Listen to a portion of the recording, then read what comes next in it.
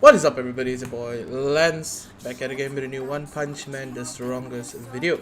Today we're going to be looking at Carnage Kabuto, also known as CKV2. He's going to reflect to 4 people, 6 people. Who knows, he might get so angry he might reflect to your own team. Probably not. He's an awesome SSR Plus who is the very definition of chaos and destruction. But before we begin, I'd like to remind you to please like, share and subscribe. It really means a lot to me. Your sincerity and continuous support is greatly appreciated, especially to those in the membership. Alright, on to the most powerful tanker slash reflect god slash damage soaker of the SSR Plus era. So, sorry, wrong game. So if you understood the reference, good on you. So, should you get CKV2? So, in summary, you hit me, I kill all of you. So, for the pros, he's an insane damage soaker and reflector. So, not only can he take damage, he can also dish it back out. But with some terms and conditions, unfortunately, as with every new character that comes out now.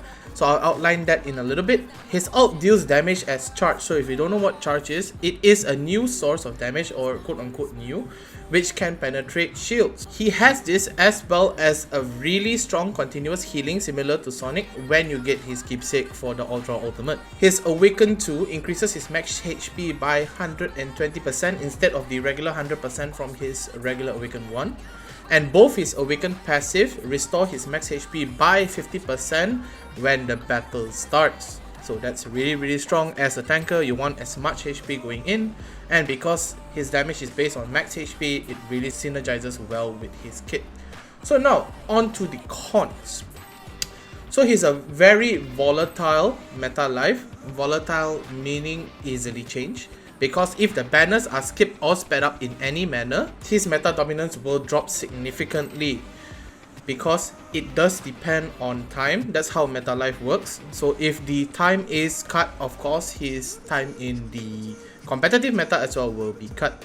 He requires P5. So if you don't know what P5 is, it's purple 5. So you know the limit break system has the yellow and the purple stars. So he needs 5 of those purple stars to unlock his Merc's potential. Well, and this will cause issues with extreme training, especially if they release double banners such as they did with the Taiwanese server. If not properly built, Metabat Plus can take him down. Now, how do you properly build a CK? Well, you can of course follow this guide, or you can, you know, sub to Lance membership and get an account reconstruction so he can build a really strong CK for you. Anyway, we're gonna be looking at the abilities breakdown. So as always, I will do my very best to lay out everything for you now. And I'll also show you some examples via videos in a little bit. So, for his passive, when damage is dealt to CK or when he is killed, he reflects a portion of the total damage taken. So, Limit Break 4 is to 4 random units, 50% of the damage reflected. Limit Break 5 is all units, and P5 is all units but 60%. So these are the terms and conditions. So if your CK is not at least bare minimum Limit Break 5 or as best as possible P5, then the reflect really is not worth your time. So if you don't have the time to actually extreme train him to this sense, I would say not getting him is better than getting him. For his basic attack, he hits 1 unit, dealing 35% of his max HP as charge. So even his basic attack deals charge, which is pretty insane for a character. Now, we're going to be looking at his skills. So let's roll the ability showcase.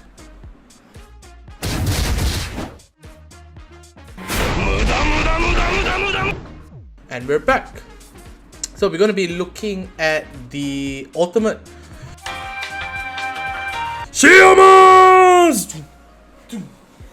So apologies. He hits 1 unit with 3 hits, dealing 35% of his max HP as charge. He grants himself Uncontrollable, which is a really cool name for a passive. So he activates Chase. So he will follow up with an ultimate to the first 2 enemies that move after CK. However, if CK is stunned, Chase is actually cancelled. For his Ultra Ultimate, 3 hits, 45% of his max HP as charge, so you have a 10% influx of damage. The rest of the skills are the same except for one added part where he continuously heals 35% of his max HP for 1 turn, and this repeats as he draws ultimate, so the best way to stop CK in this sense is to stun him. Alright, now it's time to cut to the destructive Beetle ult montage.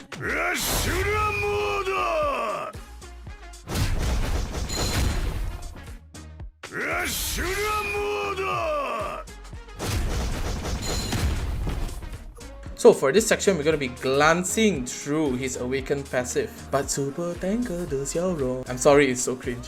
I'm sorry, I'm so sorry. So for his Awaken Passive, at the start he increased his self max HP by 25% and amplifies the HP boosting abilities by ×4, so it's effectively 100% more max HP and regain 50% of his max HP. So his Awaken 2 increases his self max HP by 30% and ×4, so it's 120% as mentioned in the beginning of the video, and he regains 50% of this max HP. So since it's 220, he'll regain 110%, so it will be almost full. Unfortunately, it won't be all the way full, but pretty good. And upon death, he will return to battle the next round with 70% of his max HP. So this really synergizes well with Metal Bat, because Metal Bat doesn't end the game when he dies, so it allows CK a chance to actually come back into the game. Pretty insane synergy for two characters who actually counter each other, the way you look at it. So for gears, HP ×4 is most ideal. However, you can swap out with HP flats if needed. However, I always recommend you prioritize stats over set. His best set is between Primal and Magic. Magic is the best defensive set and Primal is the best offensive set. His speed sequence will naturally be either 4 or 5. Since you're not running any speed gears, he will be quite slow.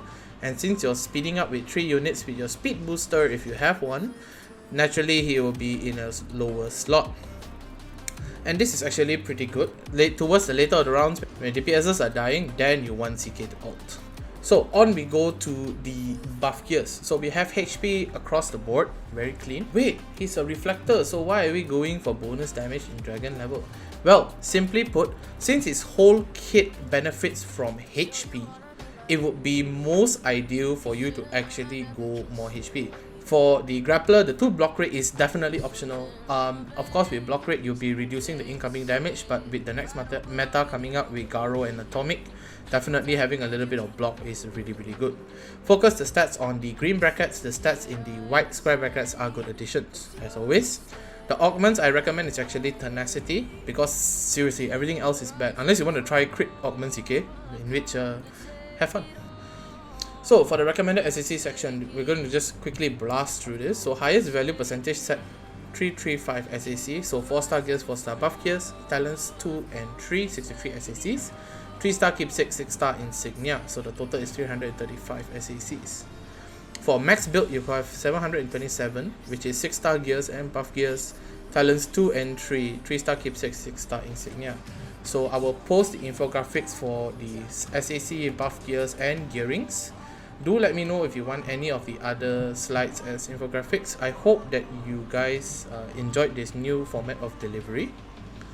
I would say CK is definitely one of the best pickups of 2022 for your long-term lineup. He is an irreplaceable tank and he definitely does pull his weight when it comes to lineup synergy, because he can be basically put in any team as a default tank.